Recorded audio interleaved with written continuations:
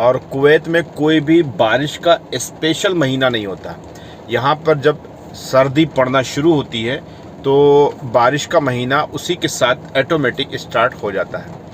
तो फिलहाल आज की डेट में जो है, मान के चलो कि पहला दिन ऐसा है, कल बूंदाबांदी हुई थी और आज सारा दिन बारिश हुई है। और आज जो बारिश हो रही है ना, इसके साथ सर्दी का आगाज़ भी हो जाएगा। और हमारे इंडिया में जैसे आप सभी लोग को पता है कि जैसे कि वहाँ पर स्पेशल बारिश का महीना अलग रहता है और जब बारिश आखिर होके ख़त्म हो जाती तो सर्दी का मौसम स्टार्ट होता है।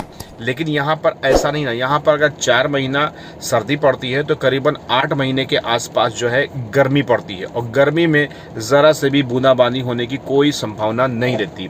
और ऐसा नहीं ना कि कुवैत में ही हो, ये कुवैत के अलावा जो भी सटे देश हैं गल्फ़ कंट्रीज़ के, वहाँ पर भी सेम सिचुएशंस रहती है। अब हमारे इंडिया में भी सर्दी के दिनों में भी कुछ बारिश का सिस्टम रहता है, लेकिन उतना ज़्यादा नहीं। यहाँ पर बारिश जो है आगाज़ लेती है, यानी कि स्टार्टिंग में अभी ये मान के चलो भाई अक्टूबर का महीना चल रहा है, तो ये अक्टूबर के करीबन 15 अक्टूबर या 20 अक्टूबर के बाद ही शुरुआत हो जाती है। और ये जैसे ही नवंबर लगेगा तो अच्छी खासी सर्दी हो जाएगी फ़िलहाल, और बारिश का महीना भी स्टार्ट हो जाएगा।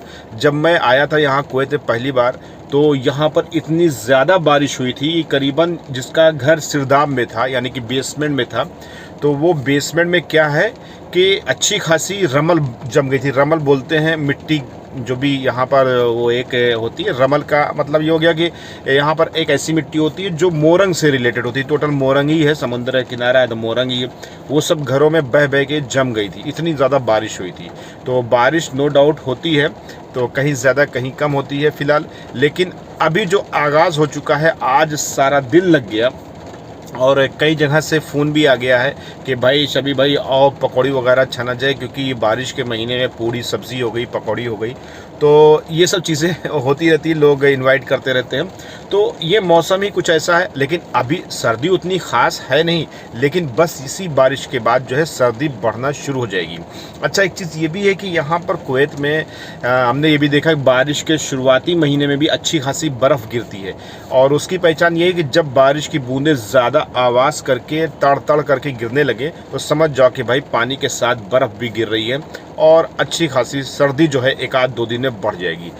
अब आपको इसमें ध्यान ये रखना है कि शुरुआती सर्दी में और बरसात में भी आपको अच्छे कपड़े यानी कि उलन कपड़े निकाल लेने हैं और उलन कपड़े पहनना है भाई, क्योंकि ये परदेसी जितने भी कुवैत में या गल्फ़ कंट्रीज़ में हैं, ऊपर वाले से मैं दुआ करता हूँ कोई भी बीमार ना पड़े, किसी को कोई परेशानी ना हो, क्योंकि यहाँ पर कोई देखने सुनने वाला नहीं रहता। सिर्फ एक दूसरे जो पार्टनर होते हैं रूम के या एक दूसरे दोस्त यार होते हैं, थोड़ा बहुत सपोर्ट करते हैं, सहारा देते हैं, लेकिन उतना सहारा नहीं हो पाता जो फैमिली मेम्बर्स दिया करते हैं। ठीक है, तो उसी तरीके से कोई भी इस तरीके से सिचुएशन में ना फंसे, इसके लिए बेहतर है कि अपने अपने कपड़े भाई शुरुआती सर्दी से पहनना शुरू कर दो।